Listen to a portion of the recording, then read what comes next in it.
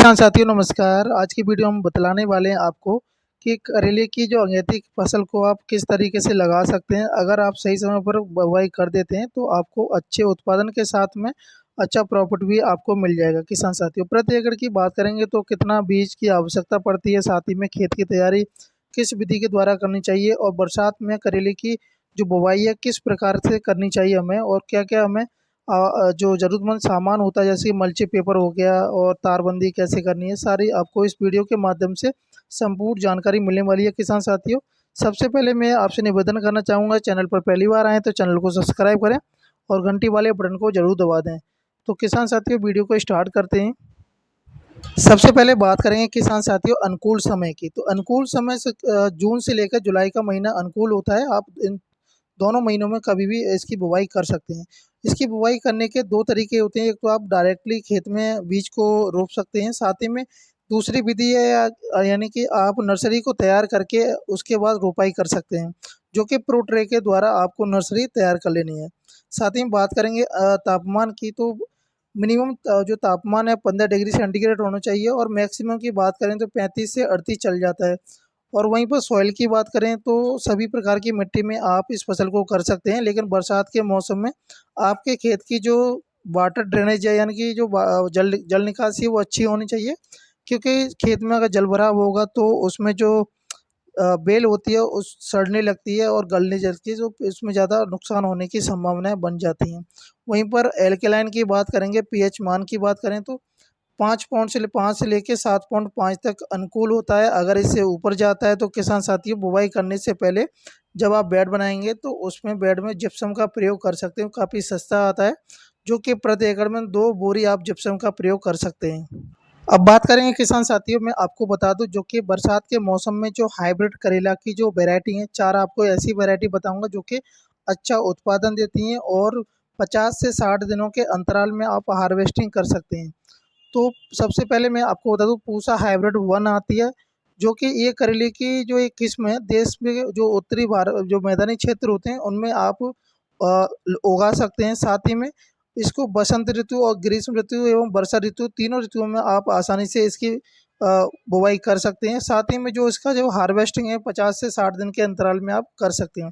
Pusa hybrid 2 करेले की इस किस्म की जो खेती है, बिहार हो गया, उत्तर प्रदेश हो गया, पंजाब, छत्तीसगढ़, झारखंड, उड़ीसा, एमपी, राजस्थान, हरियाणा, दिल्ली में इस और राजस्थान जैसे शहरों में आप इसकी बुवाई कर सकते हैं।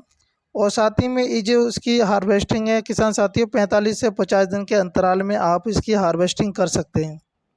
तीसरी हाइब्रिड की बात करूँ तो किसान साथियों, पूसा विशेष है, जो कि इसका प्रति एकड़ 60 कुंटल समतम पैदावार प्राप्त आप कर सकते हैं। वहीं पर उत्तर भारत के जैसे मैदानी क्षेत्रों में आप इस वैरायटी को लगा सकते हैं। साथ ही में जो हार्वेस्टिंग किसान साथियों, 55 से 60 दिनों के अंतराल में आप हार्वेस्टिंग कर सकते हैं। और अर्का हारिता आती है जो कि चौथी वैरायटी है। इस किस्म को आप मध्यम आकार के क्षेत्रों में लगा सकते हैं। साथ ही में जैसे कि आपके जैसे रेतीली मिट्टी है, बलुई मिट्टी है, उसमें आप लगा सकते हैं। वही उत्पादन की प्रति एकड़ बात करेंगे किसान साथियों तो 48 से 50 कुंटल की पैदावार आराम से निकल आती है। अब बात करेंगे किसान साथियों, आपको प्रति एकड़ सीड की जो आवश्यकता पड़ेगी, 500 से 600 ग्राम आपको सीड की आवश्यकता पड़ेगी। अगर आप प्रो ट्रे के द्वारा अगर नर्सरी तैयार करते हैं तो आपको 500 ग्राम की ज़रूरत पड़ेगी। अगर डायरेक्टली सीड को आप खेत में ड्रिल करना चाहते हैं तो 600 ग्राम की आपको आवश्यकता पड़ेगी। सबसे पहले आपको खेत की तैयारी अच्छे से कर लेनी है, गहरी जुताई करनी है और साथ ही में पहले पलेवा कर लेना है। उसके बाद में गोबर की खाद आपको 2 से 3 साल पुरानी होनी चाहिए। साथ ही में आप डीएपी का इस्तेमाल कर सकते हैं। दोनों को अच्छी तरह से आप मिक्स करेंगे, साथ ही में बेड पर बिछा देंगे। उसके बाद में आपको जो बेड की जो चौड़ाई है किसान साथियों, बेड से बेड की दूरी आपको 2.5 से 3 फीट रखनी है। बेड की चौड़ाई 3 फीट मिनिमम होनी चाहिए और बेड की ऊंचाई की बात करें तो 1 फीट मिनिमम होनी चाहिए। मैक्सिमम आप कितनी भी रख सकते हैं। साथ ही में किसान साथियों, आपके खेत के चारों तरफ साफ सफाई होना अति आवश्यक होता है। साथ ही में अगर आपने खेत के चारों तरफ तारबंदी नहीं की है तो उसको अवश्य कर लें, क्योंकि जो आवारा पशु होते हैं आपकी फसल को नष्ट नहीं करेंगे। तो मल्चिंग पेपर की बात करेंगे किसान साथियों, आपको कौन सी लगानी चाहिए, सबसे बेस्ट कौन सी होती है। तो आप करेले की फसल में बरसात के मौसम में 25 माइक्रोन की आप लगा सकते हैं, वो भी आप बटन वाली लगा सकते हैं। ड्रिप इरिगेशन की बात करें किसान साथियों तो 16 की इन लाइन आती है, उसको आप यूज कर सकते हैं और बटन वाली आपको ड्रिपिंग सिस्टम लगाना है। बुवाई करने के लिए आपको एक मैंने दोनों विधि बताई आपको, एक तो डायरेक्टली आप सीड को ड्रिल कर सकते हैं खेत में, या प्रो ट्रे के द्वारा नर्सरी तैयार करके रोप सकते हैं। वहीं पर किसान साथियों बात करेंगे मचान बनाने के लिए आपको क्या क्या ज़रूरत पड़ेगी। तो प्रति एकड़ में बात करें किसान साथियों, कम से कम जो पतला वाला जो तार आता है, कम से कम 10 से 15 किलो तार की आवश्यकता पड़ेगी। वहीं पर बांसों की आपको आवश्यकता पड़ जाएगी, साथ ही में रस्सियों की भी आपको आवश्यकता पड़ने वाली है। साथ ही में किसान साथी जब बेड पर आप बांसों को गाड़ेंगे तो कम से कम आपको 10 फीट की दूरी रखनी है, इससे ज़्यादा नहीं रखनी है, क्योंकि वजन होने के कारण तार झुक जाएगा तो बांस टूट भी सकते हैं। जो कि बांस की जो हाइट होनी की चाहिए कम से 6 से 7 फीट होनी चाहिए, जो कि आप आसानी से फलों की तोड़ाई कर सकते हैं। तो बेसल डोज की बात करें तो 50 किलोग्राम डीएपी की आवश्यकता पड़ेगी, 100 kilogram SSP single super phosphate, 35 kilo MOP यानी कि पोटास। वहीं पर अगर आपके खेत में दीमक जैसी समस्या है तो आप उसमें फिप्रोनिल का भी प्रयोग कर सकते हैं। वहीं पर पौधे से दूर की बात करें तो 2 फीट आपको रखनी है। सिंचाई आप ड्रिप सिस्टम से अगर कर रहे हैं तो आप सिंचाई के अकॉर्डिंग, जैसे कि क्लाइमेट कैसा है, वातावरण कैसा है, उसके अकॉर्डिंग भी आप सिंचाई कर सकते हैं। अब बात करें किसान साथियों, अगर आपकी फसल में खरपतवार हो गया तो उसमें आपको कोई भी रासायनिक दवा का स्प्रे करने की ज़रूरत नहीं है। केवल आपको निराई गुड़ाई के द्वारा ही आपको खरपतवार को निकाल देना है। वहीं पर बात करेंगे स्प्रे शेड्यूल की, जो कि उसमें कौन-कौन से रोग आ जाते हैं, जैसे कि फंगस हो गया, डिसाइसिस हो गई, फल मक्खी, रस चूसक, हरी इल्ली, पाउडरी मिलड्रॉप जैसे रोगों के लिए आप कौन-कौन सी स्प्रे कर सकते हैं। तो फर्स्ट स्प्रे की बात करें किसान साथियों, आप जैसे ही आपकी जो पौध है जैसे कि 5 से 6 पत्तों की हो जाती है तो उस समय अभी आप 20 से 25 दिन के बाद में स्प्रे कर सकते हैं। इमिडाक्लोप्रिड आता है 17.18% एसएल का, 10 ml ले सकते हैं।